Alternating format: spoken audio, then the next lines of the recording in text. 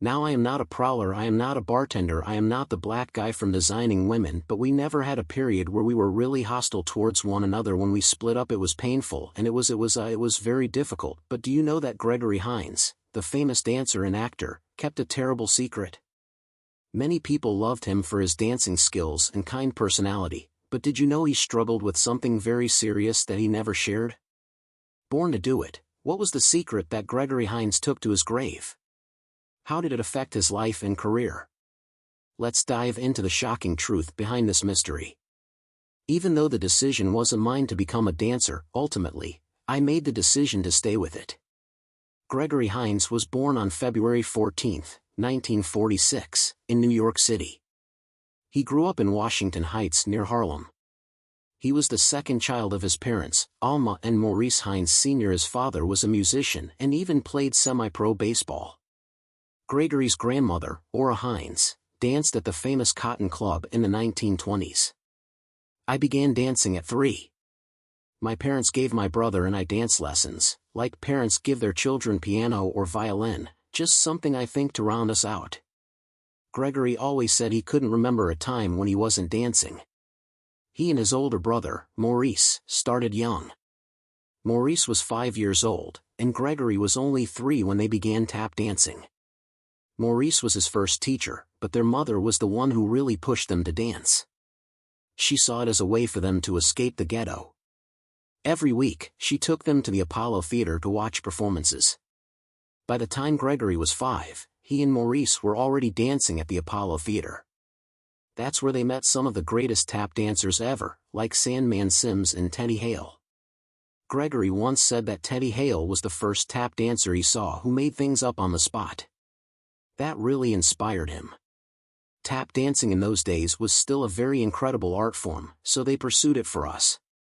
But Gregory and Maurice performed under the name the Hines Kids. They learned from famous choreographer Henry Ling, one of the best tap dance teachers in the world. Henry saw something special in them. Out of 400 kids at their dance school, Maurice and Gregory stood out the most. Henry believed they could be as big as the Nicholas Brothers, one of the greatest tap dance duos in history. In 1954, when Gregory was only 8 years old, he and Maurice made their Broadway debut in a musical called The Girl in Pink Tights. Gregory played a shoeshine boy, while Maurice played a newspaper boy. At age 9, Gregory met one of his idols, Sammy Davis Jr. Sammy became his mentor and a huge influence on his career. Around the same time, something scary happened. While playing in a vacant lot in Brooklyn, Gregory fell on a tree stump, and it hit his right eye. He almost lost his vision. Though it affected him later in life, it never stopped him from dancing. Funny enough, Sammy Davis Jr. also lost one of his eyes, so Gregory felt a strange connection to him. Gregory's journey was not always easy. He faced racism, family struggles, and the challenges of the entertainment business. When Gregory was about 11 years old, he had his first experience with racism. He was traveling with a musical group in Miami, Florida. Now, Gregory and his family were from up north, where things were different. One day, he went to get some water and saw 2 water fountains. One was labeled for whites, and the other was for colored. Being a kid from the north, he thought colored meant the water was actually colored, like juice or soda. So, he went to drink from the white-only fountain, but before he could take a sip, 20 black cast members stopped him. They had to teach him about the South and how things worked there. That was the first time he truly understood racism. As teenagers, Gregory and his brother Maurice became known as the Hines brothers. Their father, who had been staying at home, decided to teach himself the drums. By 1963, he joined their act, and they changed their name to Hines, and Dad. With their new act, they toured all over the world. They opened for big stars like Lionel Hampton and Gypsy Rose Lee. They were so good that other acts didn't want to perform after them because they couldn't compete. Even the legendary Ella Fitzgerald asked them to open for her. Even though Gregory was performing, his heart wasn't really in it. He was still young and wanted to hang out with his friends, play football, and spend time with his girlfriend. He even dreamed of becoming a football player, but he stayed in show business to support his family. In 1968, Gregory married a dance therapist named Patricia Pinella, and they had a daughter named Daria. Around that time, Gregory and Maurice were so popular that they were about to get their own TV show. This was before the Jeffersons, and they would have been the first black family with a TV series. But the people in charge said audiences wouldn't believe a black family on television. Can you imagine? That was a missed opportunity for history. After performing together for 10 years, Gregory and Maurice split up. They were constantly arguing, and Gregory had had enough. He was tired of the long hours, the endless traveling, and the money problems. Plus, he had developed a cocaine addiction, and it was taking a toll on him. Maurice, on the other hand, wanted to focus more on theater and acting, so they went their separate ways. Gregory always loved music, that was his passion. But things didn't go as planned. He had a falling out with his brother Maurice, and they stopped talking for years.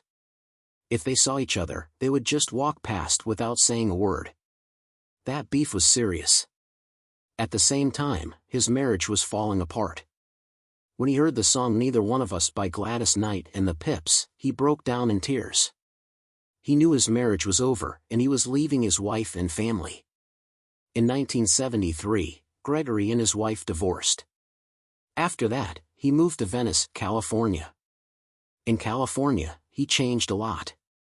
He grew his hair long, started smoking pot, drinking a lot, and living like a hippie.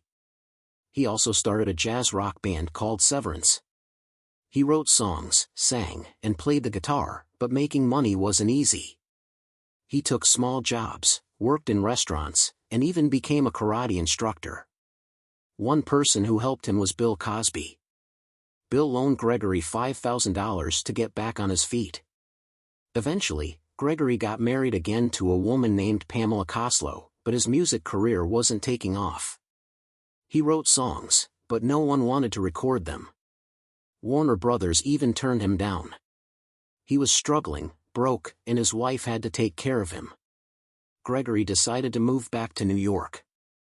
He wanted a better job and to be closer to his daughter from his first marriage. Once he got back, he made peace with his brother Maurice. Maurice helped him get a role in a play called The Last Minstrel Show, where Gregory tap-danced and played drums. Gregory hadn't tap-danced in 8 years, but once he got back into it, everything started falling into place. In 1979, he landed a role in the Broadway play Eubie. That was a big break for him. He was even nominated for a Tony Award for Best Featured Actor in a Musical. That same year, he and Maurice appeared on Sesame Street, teaching kids about near and far. Things kept getting better. In 1980, Gregory got a role in the play Coming Uptown and another play called Ain't Misbehavin' with Neil Carter, who was famous for the TV show Give Me a Break. In 1981, he was in another Broadway play called Sophisticated Ladies, which celebrated Duke Ellington's music.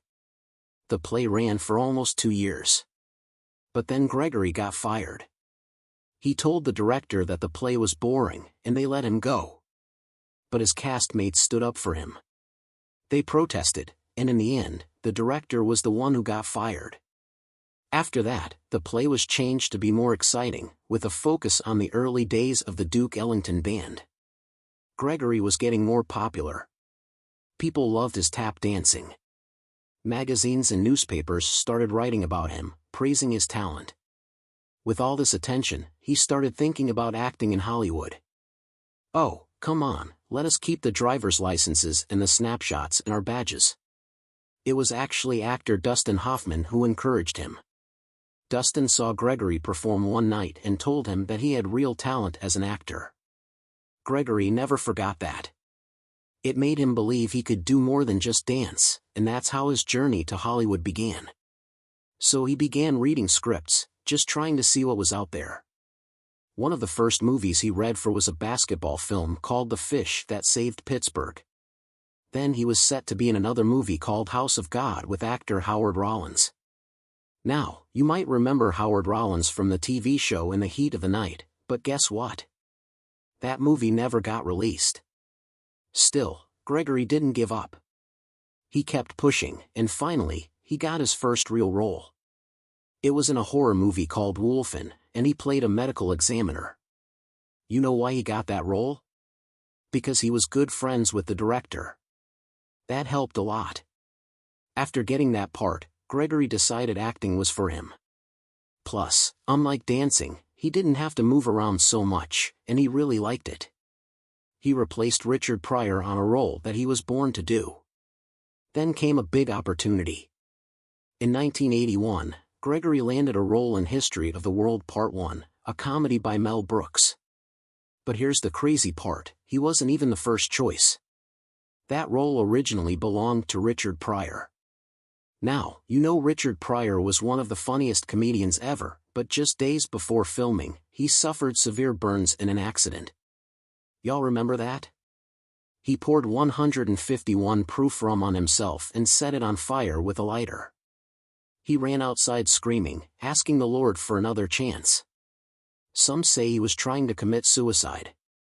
Whatever the reason, he couldn't do the movie, so Gregory stepped in, and that's the Ethiopian Shim Sham. After that, Gregory's acting career really took off. In 1983, he starred in Deal of the Century with Chevy Chase and Sigourney Weaver. That same year, he and his wife had a son, Zachary. Then, in 1984, Gregory got a big role in The Cotton Club, playing Sandman Williams alongside his brother Morris Hines. They played characters inspired by the real-life Nicholas brothers. But here's something interesting, they weren't even the first choices. The studio originally wanted Cab Calloway and Richard Pryor for the movie. But Richard Pryor was busy with Superman 3 and The Toy, so the Hines brothers got the roles. Now, The Cotton Club was supposed to be a movie about jazz dancing and the Harlem Renaissance, but the director focused more on the white gangsters. That caused a lot of controversy. Many scenes with black actors were cut, including some of Gregory and Morris's best performances. They really stole the show with their acting and dancing, but a lot of their scenes got removed. One of the most emotional parts of that movie was the argument between the two brothers. That scene wasn't just acting, it was real. Gregory and Morris had actually split up in real life before filming, and that fight scene brought up all those real emotions. When the director said cut, they were still crying. Their parents were on set watching, and they were crying too. It was truly art imitating life. In 1986, he co-starred with Billy Crystal in Running Scared, a cop movie that was a huge hit. Gregory even won an NAACP Image Award for Outstanding Lead Actor. It was his first time as a lead actor in a major movie, and it was the same for Billy Crystal too. Gregory once said in an interview that he preferred taking roles originally written for white actors because they had more depth and variety. Now, the tap dancers think of it as like the Renaissance period. It's still a real struggle for tap dancers to make a living, but it is happening now. Back in the 70s, Gregory Hines had big dreams. During his hippie days, he had a band and wrote songs, but no one gave him a chance. But his journey took a big turn in 1985 when he met Luther Vandross, the legendary R&B singer. Gregory was just doing his thing when Luther saw him performing on a rerun of Saturday Night Live. Luther was impressed by Gregory's voice and reached out to him, saying he wanted to produce for him. This meeting changed everything for Gregory. He started working with Luther Vandross, and they released a duet called There's Nothing Better Than Love, which became a big hit. It even hit #1 on the Billboard R&B charts. The song was on Luther's fifth album, Give Me the Reason, which had other amazing tracks like Stop to Love and So Amazing. Gregory's voice was a big part of that album's success. Luther also helped Gregory sign a record deal with Epic Records. In 1986, Gregory released his only album, which was self-titled. You should check it out if you haven't heard it yet. Gregory's career wasn't just about music. In 1988, he starred in a movie called Off Limits, where he played a military detective in Saigon, Vietnam. At first, the director wasn't sure if Gregory could handle the role because he'd never seen him in an action-packed movie. But Gregory proved them wrong, beating out actor Carl Weathers for the role. The next year, in 1989, Gregory starred in the classic movie Tap alongside Sammy Davis Jr., Savion Glover, and Suzanne Douglas. The movie Tap brought many of the true artists together. Sandman Sims, Bonnie Briggs, and Harold Nicholas were in it, and it was Sammy Davis's last picture. It was a movie about tap dancing, and Gregory was a mentor to young Savion Glover, who was just 14 years old at the time. Gregory said that Savion was one of the best tap dancers ever, even better than he was himself. The movie also featured some legendary tap dancers like Bonnie Briggs, Sandman Sims, and the Nicholas brothers, who did incredible tap dancing, even in their later years. For Gregory, that film was a real dream come true. He had idolized Sammy Davis from the moment he saw him. In 1989, Gregory also created and hosted Gregory Hines' Tap Dance in America, a PBS special celebrating tap dancing. He brought together veteran dancers and new talent to show off the art form. Gregory loved tap dancing and fought to make sure it was remembered. He even helped create National Tap Dance Day, celebrated every year on May 25, which is also the birthday of the famous tap dancer Bill Bojangles Robinson. Gregory was also involved in many tap dance organizations and worked to keep the tap dancing tradition alive. He was on the board of directors for the Manhattan Tap, the Jazz Tap Ensemble, and the American Tap Dance Foundation. Gregory always looked up to Sammy Davis Jr., and in 1990, when Sammy passed away, Gregory was deeply emotional at Sammy's funeral. Gregory kissed his tap shoes in honor of his mentor. It was clear that Sammy had a big impact on Gregory's life and career. Gregory's career kept going strong. In 1991, he appeared in the movie Eve of Destruction and also played the character Goldie in the classic A Rage in Harlem, directed by Bill Duke. Some people compared A Rage in Harlem to Harlem Nights, but Gregory's fans loved it just the same. In 1992, Gregory Hines won a Tony Award for Best Actor in a Musical for playing Jelly Roll Morton. He even won another big award called the Drama Desk Award for Outstanding Actor in a Musical. But by 1994, Gregory wanted to do something new. He wanted to work behind the scenes, so he became a director. His first movie as a director was called White Man's Burden, which is about an interracial relationship. That same year, he acted in Renaissance Man, playing Sergeant First Class Caston. In 1995, Gregory starred in Waiting to Exhale as Marvin King, the neighbor of Loretta Devine's character, Gloria. It was a big role. Loretta Devine shared an interesting story about him in an interview.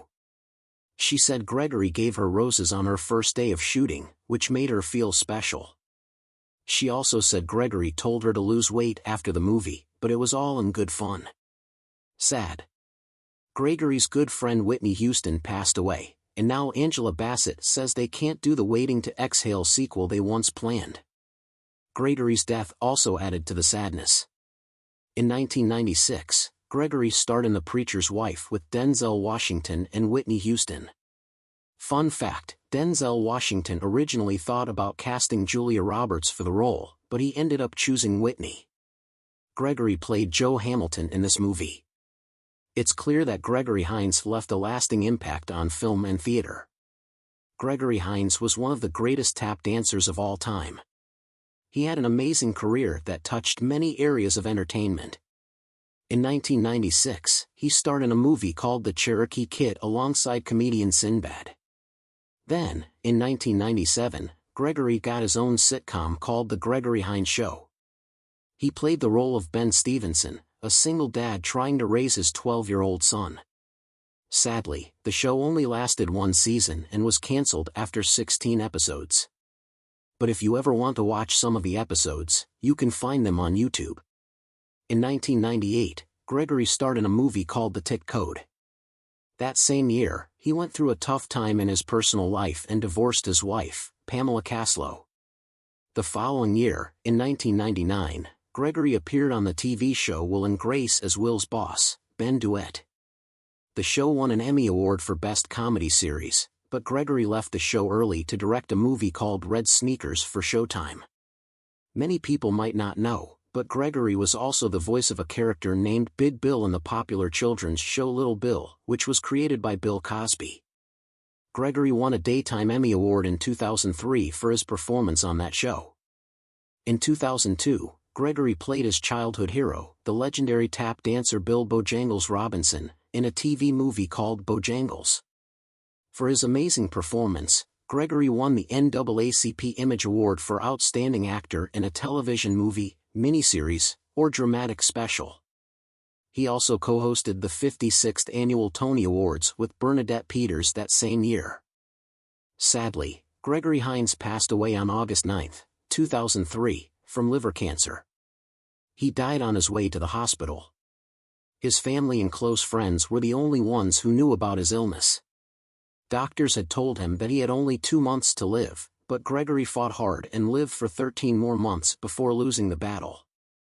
At the time of his death, he was engaged to bodybuilder Neidra Jade and was still teaching tap dancing classes to others.